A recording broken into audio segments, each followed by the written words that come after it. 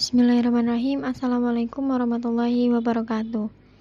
Perkenalkan, nama saya Ayu Masniati Sugiyarti, NIM 3419083 dari kelas Dakwah Lintas Budaya B dari Prodi Komunikasi dan Penyiaran Islam. Di sini saya akan menjelaskan atau menceritakan mengenai Arjuna sang satria tampan, tanpa cacat, bijaksana dan berbudi pekerti luhur. Jadi pada suatu hari itu lahirlah anak ketiga dari Dewi Kunti dan Prabu Pandu. Sukma dari anak ketiganya ini tidak seperti anak yang lahir pada umumnya. Wujud dari sukma anaknya ini yaitu berupa cahaya yang keluar dari rahim ibunya, yang kemudian naik menuju kayangan Kawidaren, tempat para bidadari berada. Ketika sukma itu sampai di kayangan, semua bidadari yang melihatnya akhirnya terpikat dengan sukma dari anak ketiga Dewi Kunti ini yang diberi nama Wiji Mulya. Pada saat itu para bidadari akhirnya berebut ingin dinikahi oleh sukma dari anak ketiga Dewi Kunti ini atau Wiji Mulya.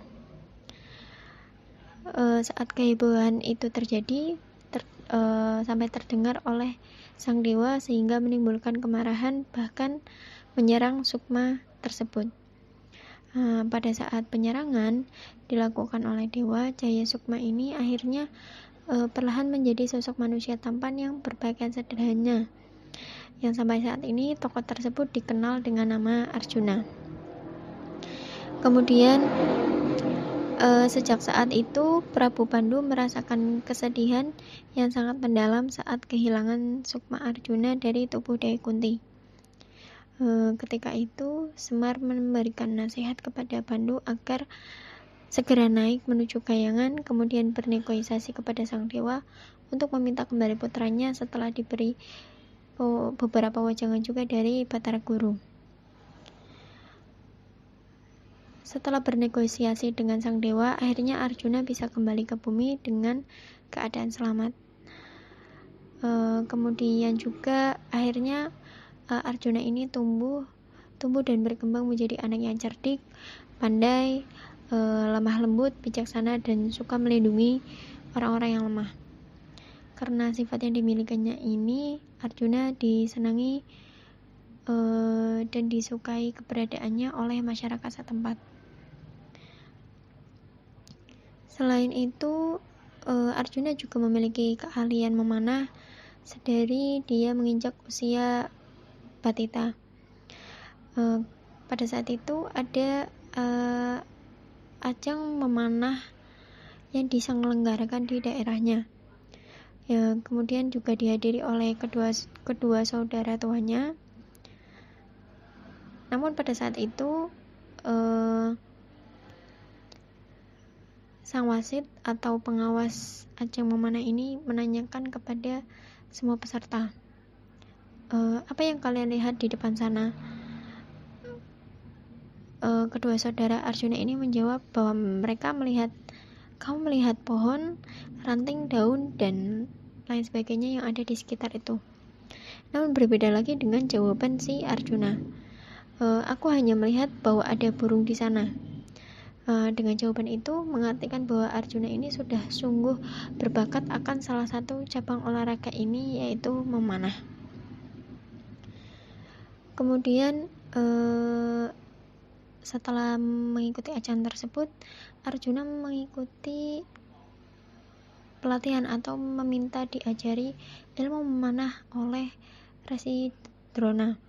Karena ketekunan dari Arjuna dalam berguru dan mendalami kesenangannya ini dalam hal panah memanah, Arjuna mendapatkan penghargaan beberapa senjata ampuh berupa anak panah yang disebut panah Cundamanik dan Arya Sengkali.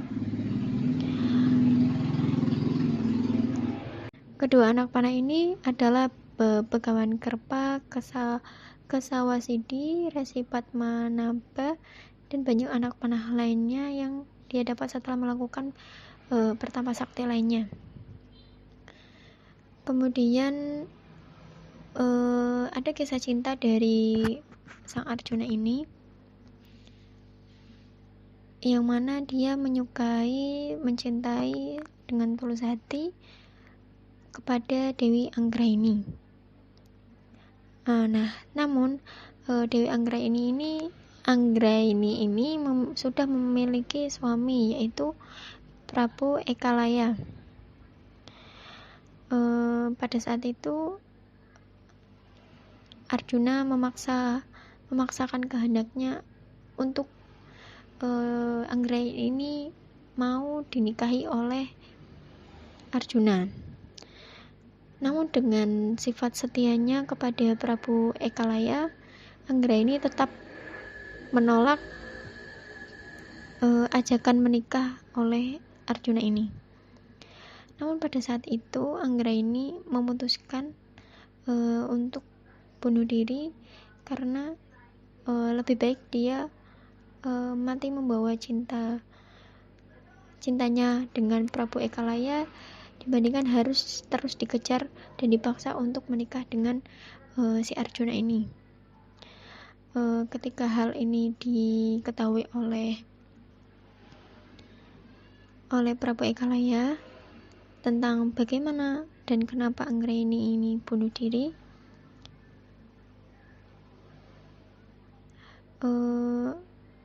Prabu sangat kesal dan akhirnya mencari tahu kepada prajuritnya untuk mencari tahu kenapa istrinya ini bunuh diri. Setelah diketahui karena dipaksa menikah oleh Arjuna, Prabu Ekalaya akhirnya menantang Arjuna untuk memanah. Namun pada akhirnya Arjuna ini kalah karena Prabu Ekalaya ini lebih memiliki bakat yang lebih hebat daripada si Arjuna. Namun si Arjuna ini sedikit curiga terhadap si Drona yang melatihnya panah memanah. Bukankah engkau telah berjanji untuk tidak mengajari memanah kepada siapapun? Namun si Drona ini membela dirinya. Aku sungguh menepati janji untuk tidak mengajari memanah kepada siapapun. Karena anggapan ini Arjuna beranggapan bahwa gurunya ini telah ingkar janji dengan pernah menyebutkan tidak pernah mengajari memanah kepada siapapun selain Arjuna. Setelah itu Drona menghampiri Prabu Ekalaya dan bertanya, bagaimana kamu bisa mendapatkan ilmu memanah ini tanpa aku ajarkan? Lalu si Prabu ini menjelaskan bahwa aku mendapatkan ilmu ini dengan cara menciptakan dan memasang arca di istanaku agar aku dapat berguru dan berinteraksi akan hal ini.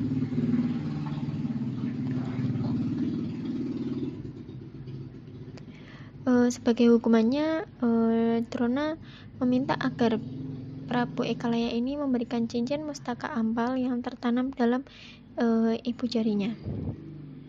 Dengan cara ibu jari itu dipotong dari anggota tubuh Prabu Ekalaya ini yang kemudian ditempelkan pada tangan si Arjuna ini. Tak hanya itu, Arjuna ini juga memiliki keahlian dalam bertempur.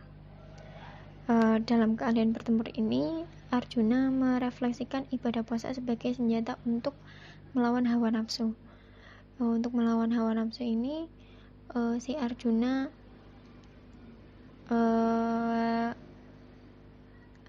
lebih memberinya waktu agar mendapat keputusan yang tepat.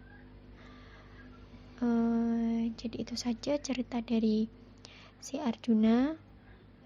Terima kasih dan mohon maaf apabila ada salah kata. Wassalamualaikum warahmatullahi wabarakatuh.